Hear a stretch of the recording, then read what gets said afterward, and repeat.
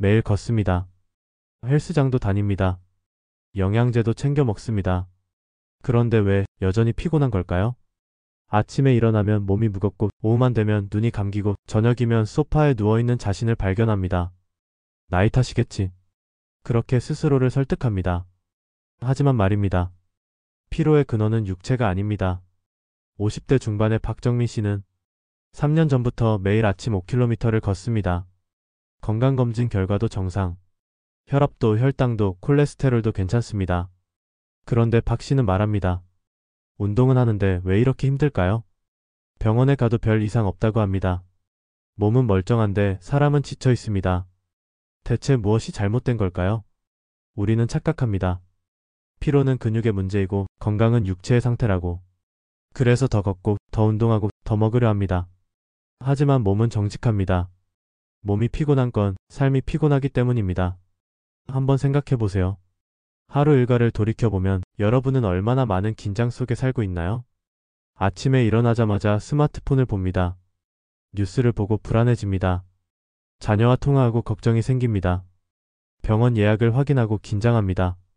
점심을 먹으면서도 누군가와 비교하고 저녁이 되면 내일을 걱정합니다. 몸은 쉬지만 마음은 쉬지 않습니다. 피로는 근육에서 오는 게 아닙니다. 피로는 긴장에서 옵니다. 일하는 긴장, 관계의 긴장, 미래에 대한 긴장, 나이 듦에 대한 긴장. 이 모든 긴장이 몸을 단단하게 만들고 호흡을 얕게 만들고 잠을 가볍게 만듭니다. 그래서 아무리 운동해도 여전히 피곤한 겁니다. 몸은 움직였지만 삶의 구조는 바뀌지 않았기 때문입니다. 운동은 답이 아닙니다. 운동은 도구일 뿐입니다. 진짜 질문은 이겁니다. 나는 어떤 삶을 살고 있는가? 그 삶이 긴장으로 가득하다면 아무리 걸어도 피곤합니다. 그 삶이 불안으로 가득하다면 아무리 쉬어도 회복되지 않습니다. 몸은 증상일 뿐 원인은 삶입니다. 무릎이 아픕니다. 허리가 뻐근합니다. 어깨가 굳어 있습니다. 병원에 가면 이렇게 말합니다. 나이 들면 다 그렇죠. 관리 잘하세요. 그래서 우리는 근육을 풀고 스트레칭을 하고 약을 먹습니다. 하지만 말입니다. 통증은 단순히 몸의 문제가 아닙니다. 통증은 신호입니다. 몸이 여러분에게 말하고 있는 겁니다. 이렇게 살면 안 돼. 이 방식은 나를 망가뜨려. 방향을 바꿔야 해. 그런데 우리는 그 신호를 무시합니다. 진통제로 소리를 줄이고 마사지로 감각을 무디게 하고 운동으로 증상을 덮으려 합니다. 하지만 신호는 사라지지 않습니다. 60대 초반의 김순자 씨는 3년 전부터 어깨 통증으로 고생했습니다. 물리치료도 받고 주사도 맞고 운동도 했지만 통증은 계속 돌아왔습니다. 그러다 어느 날 한 의사가 물었습니다. 요즘 무슨 걱정 있으세요? 김 씨는 울었습니다. 자녀 걱정, 경제적 불안, 혼자 남을 두려움. 그 모든 게 어깨에 올라가 있었습니다. 몸이 아픈 게 아니라 삶이 아팠던 겁니다. 통증은 몸의 언어입니다. 무릎이 아픈 건 너무 오래 견뎌왔다는 뜻입니다.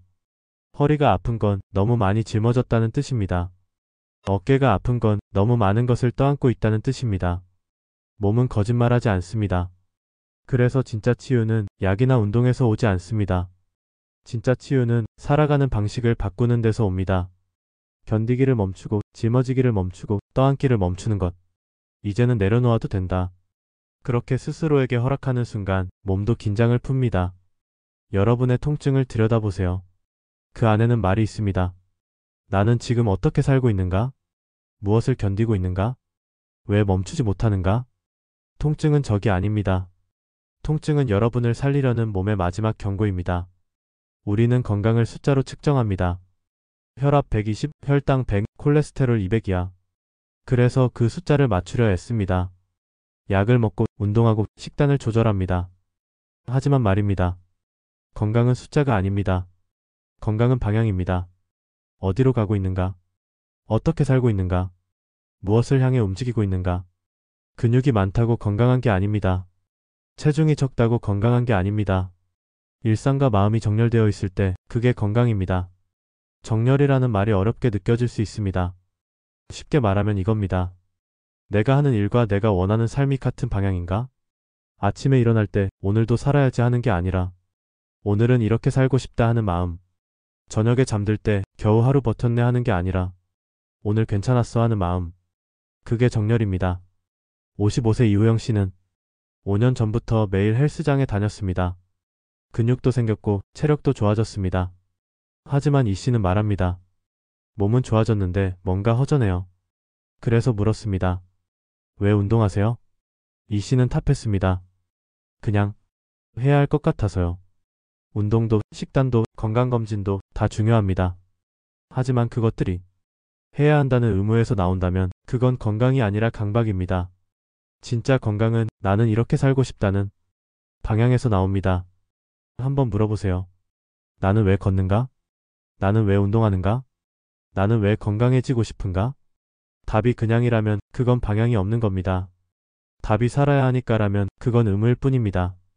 하지만 답이 나는 이 삶을 더 누리고 싶어서라면 그때 비로소 건강이 됩니다. 건강은 목표가 아닙니다. 건강은 잘 사는 삶의 결과입니다. 잘 먹고, 잘 자고, 잘 웃고, 잘 우는 것. 그 안에서 몸은 저절로 건강해집니다. 근육은 부산물일 뿐, 진짜는 방향입니다. 헬스 리셋. 우리는 이걸 몸을 리셋한다는 뜻으로 시작했습니다. 하지만 이제 압니다. 리셋해야 할 건 몸이 아니라 나 자신입니다. 몸은 거짓말하지 않습니다. 피곤하면 피곤하다고 말하고 아프면 아프다고 신호를 보냅니다. 하지만 우리는 듣지 않았습니다. 조금만 더. 이 정도는 괜찮아. 나이 들면 다 그런 거야. 그렇게 몸의 말을 무시하며 살아왔습니다.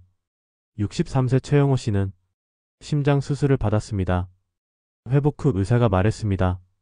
이제 천천히 사세요. 최 씨는 그 말을 듣고 울었습니다. 평생 빨리 살았습니다. 빨리 일하고, 빨리 먹고, 빨리 걷고, 빨리 늙었습니다. 그리고 깨달았습니다. 몸은 이미 천천히 살라고 몇 년 전부터 신호를 보내고 있었다는 것을. 진짜 리셋은 근육을 키우는 게 아닙니다. 진짜 리셋은 나를 다시 만나는 겁니다. 나는 누구인가? 나는 무엇을 원하는가? 나는 어떻게 살고 싶은가? 이 질문들 앞에 멈춰 서는 것. 그게 리셋의 시작입니다. 몸의 회복은 결국 존재의 회복입니다. 근육이 회복되는 건 단순히 힘이 생긴다는 뜻이 아닙니다. 내가 나로 돌아간다는 뜻입니다. 허리가 펴지는 건 단순히 자세가 좋아진다는 뜻이 아닙니다. 내가 나를 다시 세운다는 뜻입니다. 여러분은 지금까지 충분히 견뎌왔습니다. 직장에서, 가정에서, 관계에서, 세상에서. 이제는 견디는 걸 멈추고 사는 것을 시작해도 됩니다. 건강은 근육이 아니라 나다움입니다. 나답게 먹고, 나답게 자고, 나답게 움직이고, 나답게 쉬는 것. 그 안에서 몸은 저절로 회복됩니다. 오늘부터 시작하세요. 아침에 일어나면 몸에게 물어보세요. 오늘 넌 뭐가 필요해? 피곤하다고 하면 쉬세요. 움직이고 싶다고 하면 걸으세요. 고요하고 싶다고 하면 멈추세요. 몸의 말을 듣는 것, 그게 건강의 시작입니다. 헬스 리셋은 끝나지 않습니다. 이건 한 번의 결심으로 끝나는 게 아니라 매일 나를 다시 만나는 과정입니다. 다음 편에서는 나의 틈이 아니라 무뎌짐이 문제다라는 주제로 감각의 회복에 대해 이야기하겠습니다. 오늘 이 이야기가 여러분에게 작은 위로가 되었기를 바랍니다. 몸이 아픈 건 여러분의 잘못이 아닙니다. 다만 삶의 방향을 다시 보라는 몸의 신호일 뿐입니다. 그 신호를 듣는 순간 진짜 치유가 시작됩니다. 몸이 아니라 삶이 아팠습니다. 이제 삶을 다시 세워야 할 때입니다. 헬스 리셋 다음 편에서 뵙겠습니다.